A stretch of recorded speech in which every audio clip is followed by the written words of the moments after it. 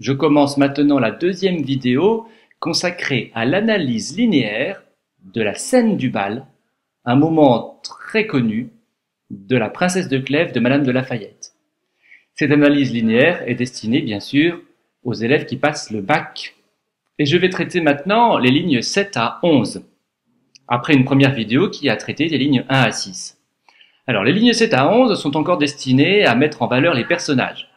Le changement de paragraphe, puisqu'on est au deuxième paragraphe avec la ligne 7, est motivé par le changement de jour. Le premier paragraphe était destiné à la veille des fiançailles, qui devient le jour des fiançailles au début de notre paragraphe. Ce paragraphe fait avancer l'action. Différents verbes au passé simple se retrouvent. Elle passa tout le jour à se parer, le bal commença, il se fit un assez grand bruit. Comme dans le paragraphe précédent, toutes les actions concernées sont traitées selon un principe d'utilité. Ainsi, toute la journée de préparation est résumée en un seul verbe, et le temps va s'allonger, les actions vont se multiplier et vont se fractionner au fur et à mesure que l'on approchera du moment important, la scène du bal proprement dite, soit à partir de la ligne 8. À ce moment, on quitte pour un instant le point de vue interne, et on repère un autre point de vue à la ligne 8 dans « On admira sa beauté et sa parure ». L'action décrite met en valeur Madame de Clèves. Quant au point de vue, il est semi-omniscient. Cela veut dire que le narrateur se place dans la tête d'une partie de l'assemblée, de façon à pouvoir donner une impression extérieure positive sur Madame de Clèves. Mais l'auteur ne souhaitait pas mettre en valeur un autre personnage. C'est pour cela qu'il emploie le pronom indéfini « on », qui répond donc à deux critères. Il n'identifie aucune personne, tout en permettant au lecteur d'imaginer une foule qui a donc un avis positif sur Madame de Clèves. De cette foule indéterminée, du on indéfini, le protagoniste, Madame de Clèves, s'extirpe donc et est ainsi mis en valeur davantage. L'apparition du chevalier de Guise à la ligne 9 relève du même principe. Il est, lui, particularisé par un nom. Il fait partie des personnages que l'on connaît dans le roman, mais qui ne servent que de faire valoir. Il est à l'arrière-plan en fait de l'intrigue principale. On sait d'après les pages qui précèdent qu'il est amoureux de Madame de Clèves sans en être aimé. Cette mise à l'arrière-plan de l'histoire principale se retrouve également dans l'emploi du temps. Ainsi, on a pour l'action qui concerne Monsieur de Guise l'emploi de l'imparfait, comme elle dansait avec Monsieur de Guise. Ce temps a pour rôle d'indiquer une action qui dure, et qui va justement être coupée par une action plus rapide au passé simple, et action plus rapide qui va être une action plus importante aussi. On remarque également que l'action qui correspond à Monsieur de Guise est dans une subordonnée, comme elle dansait avec Monsieur de Guise. Et l'action véritablement importante va aussi être portée par la principale. Voilà une double remarque qui montre que Monsieur de Guise décidément ne sera pas mis en valeur, et qu'il ne va servir qu'à mettre en valeur la personne qui va arriver et qui va être Monsieur de Nemours. Je le rappelle, emploi de l'imparfait et verbe dans une proposition subordonnée. À ce moment du texte, nous ne savons pas encore qu'il s'agit de Monsieur de Nemours. L'auteur crée en effet, comme j'en ai déjà parlé, un rapide effet de suspense. Il le fait par des approximations à un assez grand bruit.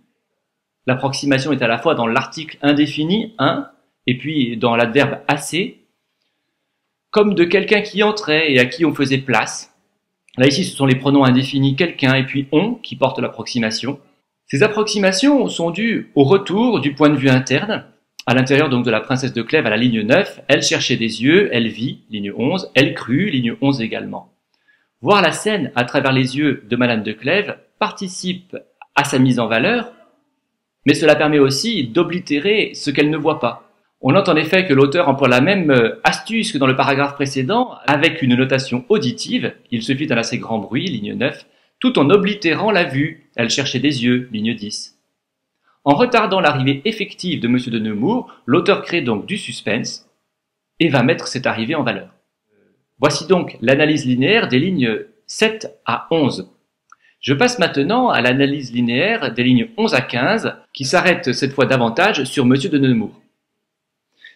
Dans ces lignes, il faut noter l'apparition du roi. Le roi lui cria de prendre celui qui arrivait, ligne 11. Comme plus haut, dans le premier paragraphe. Madame la Dauphine le lui avait dépeint. La cour est tout le temps en toile de fond du roman. Cela est normal au XVIIe siècle, où la cour occupe une grande place dans la vie des auteurs qui sont des nobles et qui participent donc à la vie de la cour. Mais elle joue aussi un rôle ici. Dans ces lignes, elle invite les deux personnages à un rapprochement. Nous verrons plus loin ce que cela suppose comme réflexion de la part de l'auteur. Mais dans ces lignes, en tout cas, l'action avance cette fois, grâce à plusieurs verbes au passé simple. Elle se tourna, elle vit, et on assiste, avec un peu de retard, à la véritable arrivée de M. de Nemours. La progression due au suspense se termine donc après 4 étapes. Un bruit, ligne 9, un homme, ligne 11. Quel crut ne pouvoir être que M. de Nemours, il est nommé sans être vraiment sûr. Et puis ce prince, ligne 12, le voilà enfin identifié. Le portrait des deux protagonistes accompagnant la rencontre se poursuit alors en des termes exagérés. Il faut d'abord noter dans la reconnaissance immédiate de Madame de Clèves, ligne 11, évidemment un lieu commun hyperbolique de la rencontre amoureuse, romanesque. Qu'elle crut ne pouvoir être que M. de Nemours, même si elle n'en est pas encore sûre, en fait elle l'a déjà reconnu. On doit aussi remarquer que la présence importante de M. de Nemours se déploie sur plusieurs dimensions. Nous avons déjà remarqué la dimension auditive, un grand bruit, ligne 9, avec l'adjectif grand. Sa présence prend également une dimension spatiale, par-dessus quelques sièges, puis une dimension visuelle, l'air brillant, ligne 14, et encore une fois avec un adjectif. À ce moment-là, on quitte le point de vue interne une nouvelle fois. L'auteur utilise donc la même stratégie qu'à la ligne 8. Cette fois cependant, la formule est plus impersonnelle encore. Il était difficile de ne pas être surprise de le voir. On admet ainsi que l'admiration pour ce personnage va être universelle, même si l'adjectif surpris est au féminin et donc désigne quand même Madame de Clèves.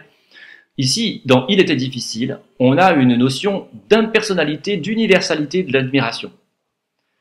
La surenchère employée plus haut, aux lignes 3 et 4, revient ici aussi, avec les mêmes adverbes que plus haut, surtout ce soir-là, où le soin qu'il avait pris de se parer augmentait encore l'air brillant de sa personne, ligne 13. Il s'agit bien, comme plus haut, de construire le portrait du personnage en gradation, en augmentation, afin de le mettre en valeur.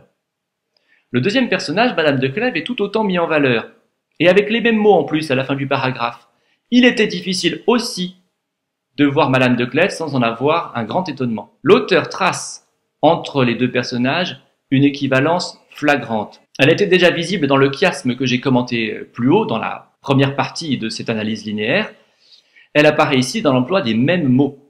Par rapport à tous les personnages du roman, ils ressortent seuls, parés de caractéristiques éclatantes et hyperboliques. C'est un texte qui fait partie du classicisme. Il va donc présenter des personnages paradigmatiques, exemplaires, qui vont servir à illustrer une morale. Mais donc pour l'instant, en tout cas, on en est à l'étape de démontrer que ce sont des personnages exemplaires et que le texte les met bien en valeur.